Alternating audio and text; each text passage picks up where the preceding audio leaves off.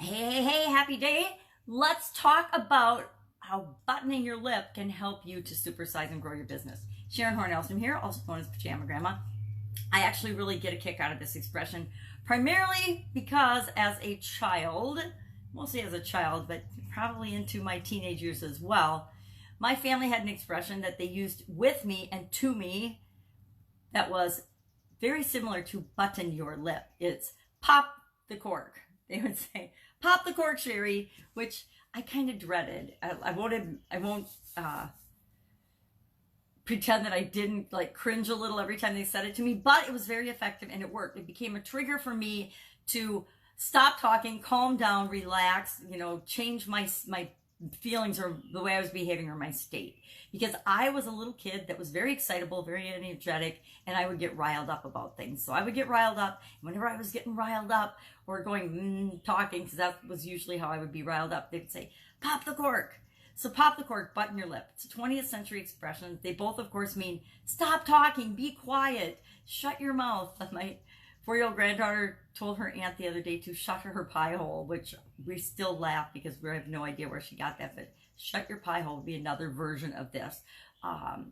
It's another one. Zipper your mouth. Zip your lip is a newer version of that. I love zip your lip because it rhymes, right? We like things that rhyme. Now, would you tell your boss to zip her lip? Probably not. Would you tell one of your employees to zip their lip? Probably not. But would you use that expression in a personal setting? I guarantee I've told my kids to zip their lip or psst, or gone like this to button it up to me and stop talking, be quiet, keep a secret. Let's not talk about this right now. Yes, we did that to their dad a lot because we didn't want to rile him up about things. So how can you use, knowing that this is an expression that's very common and people understand, to benefit you in growing your business, to supersize and grow your business?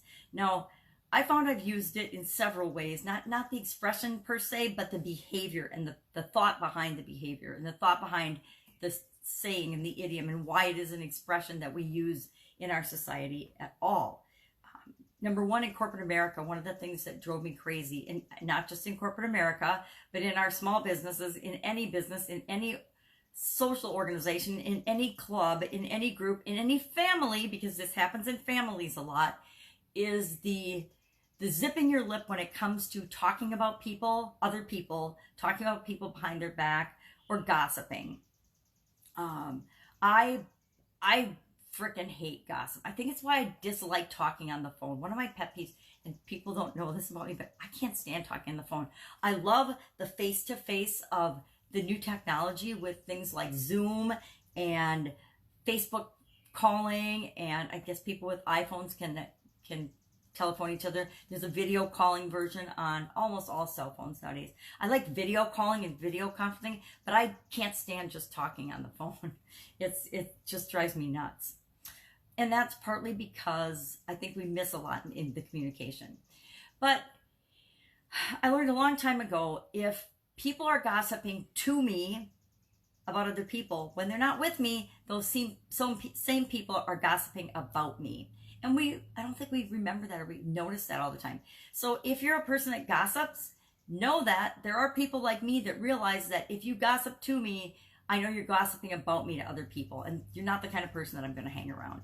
That will really cause problems in your organization and your culture. And if you want to grow an amazing organization and a great business, if you encourage gossip and judgment and things like that, it's going to negatively impact your culture and your ability to grow and supersize your business. The other area that this reminds me of is that listening is where we learn everything that we need to know. It's when we see opportunities. We learn when we listen. That's when we hear what our customers, our employees, or our partners and vendors, or people that we're in relationships with, that's when we find out what they need, want, and desire, and what their problems and their challenges are, so that we can say, in our mind, I can help you with that. I have a solution for that. How often are you having a conversation with somebody and you're listening to them and they're talking about a problem and you just want to jump in with the solution? But don't jump in with the solution. Let them get the entire story out, because what you might find is that they just need to talk it out. They want to talk out and come up with their own solution. A solution that the person you're talking to or listening to comes up with, will always be better if it's their idea than if you feed them the solution. Let people draw their own conclusions. Let them talk out. Listen so that they have the opportunity to do that, because that will solidify and grow your relationships. And then, what was the last thing I was thinking about this? Oh, was in meetings and in communications, it's really important, again, just like we talked about being all ears, it's so important to zip your lip and understand what people are trying to communicate more than just listening to respond. I am so guilty often of listening to respond that I have to, in my head when someone's talking, remind myself to keep listening. Keep listening for understanding. Keep listening before you formulate your thought about what they should or shouldn't do, what should or shouldn't be the next step, what we want to see happen, because it might not be really the best thing, because as they talk and as you listen, a better idea might come into play that wouldn't have come into play had you not been listening.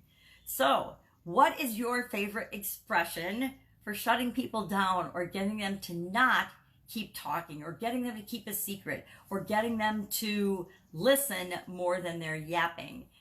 What is your favorite expression? Me, I'm going to say pop the cork is it's not my least favorite, but it's not my favorite. I think zip your lip is probably my favorite. I would love if you would share in the comments below, what is your favorite one? Okay, maybe shut your pie hole is my new favorite one, but I think you'd have to use that one sparingly, or have a symbol that means shut your pie hole so that people stop talking and behind other people, so they're not talking behind other people's back. So that's it. That's my thought on button your lip.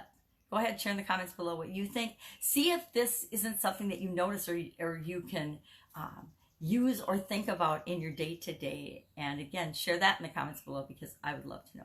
Go out and make it an awesome day. I'll, of course, be with you tomorrow. I'm going to try to be quiet today. Take care.